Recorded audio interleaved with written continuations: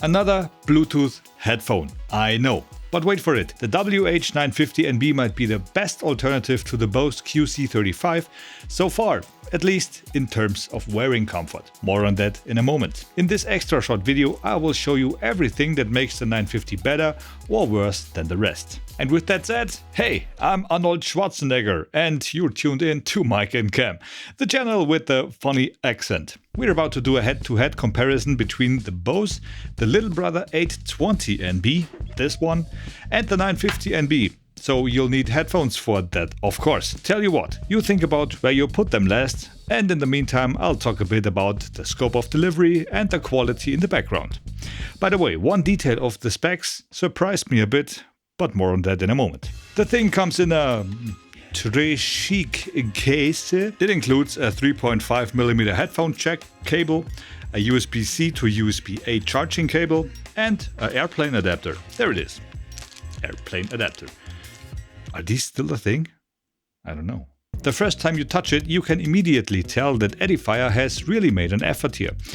The little brother WH820NB had corners and edges everywhere, so sharp you could cut your tofu salad with it. I will gladly link the review of this price bomb in the end card so you can check it out later for comparison. It is a really sweet deal. Contrary to the 820, there are no unpleasant edges or corners on the 950. Everything is where it should be. Even though it is still plastic, this one is much nicer. I don't know how they did it, but the outside actually feels like, a bit like leather, even though it's hard plastic. In contrast to that, the brackets are smooth and look metallic, forming a nice round flowing shape with the cases. From the brackets, the eye continue looking upward where the headband begins, seemingly without any contacts. Looks a little bit like it's floating. And one more step above, you'll discover the metal headband, which looks incredible, but not always. Why? I'll put that in the pros and cons later. Let's talk briefly about the wearing comfort. As of now, the Bose QC35 has been by far the most comfortable Bluetooth headphones in my opinion. The cushions with the super smooth joints at the ear cups were simply top notch. The Edifier is the first one I've had the pleasure of experiencing that level of comfort as well. The cushions are made of memory foam and a layer of Fox leather type stuff. That is about the consistency of clouds and rainbows. Together this feels like a custom fitted mold specially for the wearer. The head padding feels also similar, except here it's not memory foam. The rotational aspect of the casing here, this type of movement, is a itsy bitsy teeny weeny tiny bit more firm than the one on the Bose, which I personally like a bit better because it doesn't seem so slabby as the one on the Bose. However, that is a matter of taste. The overall impression of the Edifier is resolute, solid, mature and finished. My favorite detail, by the way, is the no-frills transition from the metal headband to the headband padding. Kind of clean and very sexy. So the wearing comfort is extremely high, unlike any of my other cans. Especially with Bluetooth headphones, the Edifier is way ahead. Only the fact that you get above average warm ears under the thing makes the smooth grade A nevertheless quite decent B. On the bottom there is a USB-C charging port on the right. We can use that to bring the headset from 0% to 100% battery life in exactly 1 hour and 30 minutes. 10 minutes of fast charging provides enough juice for 5 hours with noise cancelling or 7 hours without. 10 minutes, that's pretty nice. On the left side, a 3.5mm jack cable can be plugged in for powerless use or passive use. You can also use the built-in amplifier with the cable by simply turning it on. Then we get additional noise cancelling with the cable. Finally, there are the control buttons on the right. The middle of the triple combination here is the power and play pause button. Power on. By the way, holding it down while turning the headphones on puts them into pairing mode. Just in case you were wondering. And if that's exactly the info you're watching for on this video, I totally appreciate a thumbs up, by the way. If that's not the reason why you're here, yeah, well, I'll still appreciate it. Okay? Do it. Do it. And thanks for stopping by the way. Answering and ending calls and such can of course be done with it too. Above and below there are plus minus for volume and songs, the usual stuff. And at the bottom is the multifunction button, with which we can switch through the 3 noise cancelling modes. Noise cancellation off. High noise cancellation. Low noise cancellation. Wind reduction. Noise cancellation off. Ambient sound.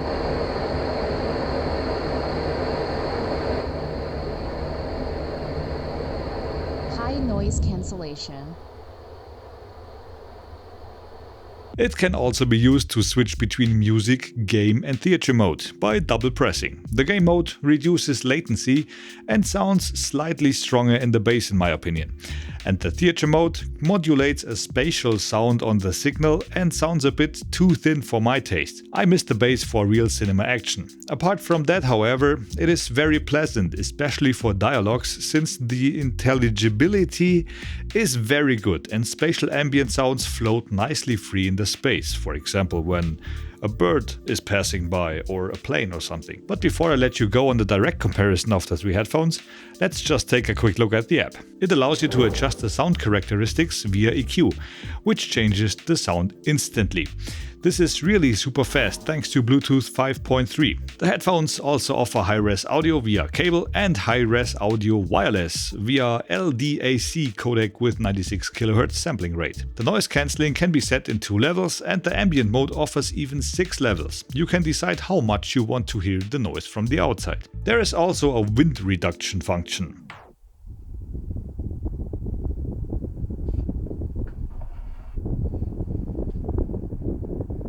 Wind reduction.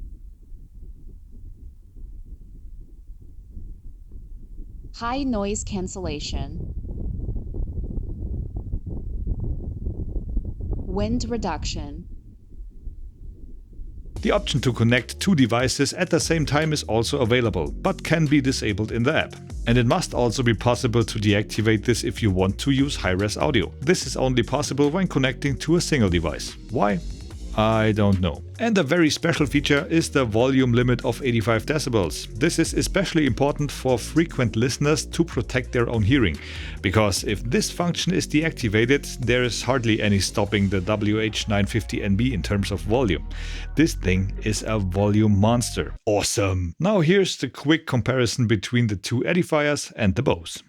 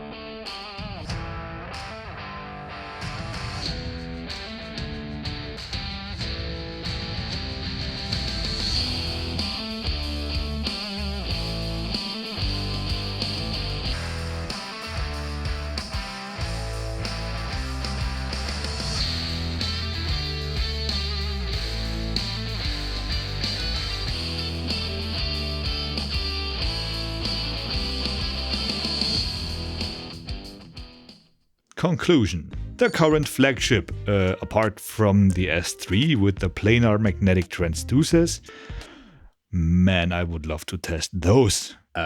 So, the current flagship WH950NB offers the maximum wearing comfort minus a set of hot ears, which makes for some point deduction. Sound-wise, the thing is on a high level, and thanks to some good setting options, you can approach your desired sound image pretty well. The WH950NB is very capable, decent bass, not extreme, mids are good on the whole, could use a little bit more definition, especially with sharp transients, but not many can actually do that, and those who can are much more expensive for the most part. The S3 can certainly do that, because they are planar magnetics, but they also cost twice as much, which is still a steal for real planar magnetic transducers. The high frequency range is pleasantly soft and neutral. Nothing is missing, but at maximum levels, the high end comes out a bit too harsh. However, this is really only audible at the end of the volume spectrum, where it is already no longer comfortable to listen. The wide range of settings via app is convincing and also works smoothly. The Bluetooth connection offers a high range and reliable stability. The battery life of 55 hours without noise cancelling or 34 hours with noise cancelling is pretty impressive. I had to charge the headset about once a week with daily use, and thanks to the fast charging you can comfortably listen for 5 hours after 10 minutes of charging. I managed that with transparency mode. Without it you're supposed to get even about 7.5 hours, but I didn't test that individually. The headband is one of the nicest I've ever seen, so neatly integrated into the side parts, so slick and elegant. Beautifully adjustable with no visible adjustment latch points or anything like that. A feast for the eyes, as long as you don't touch it, because once you do, the police and every similar amateur detective will find you.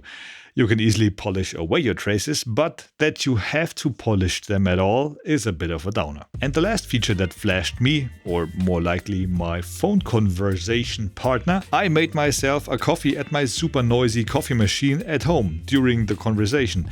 And he didn't even hear a thing. Even when I turned on the tap, nothing came through to him, even though I was talking at the same time. The ambient noise cancellation in this headset is really a gem. Bequemer für den Papa. Das ist übrigens der Ton über das Kameramikrofon. Und das ist wieder der Ton über den Kopfhörer und das Noise Cancelling dieses selbigen.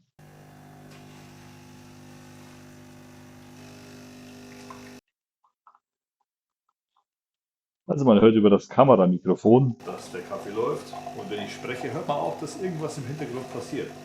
aber wenn keine Stimme da ist, die irgendwas sagt, dann wird auch alles andere rausgenommen. Pros: wearing comfort, overall good sound, design, high maximum volume, app, Bluetooth 5.3, range and stability is top notch, battery, incredibly good ambient noise suppression when talking on the phone. Cons: a little warmer than average. Headband is a fingerprint magnet. That's about it. So would I recommend the headset now?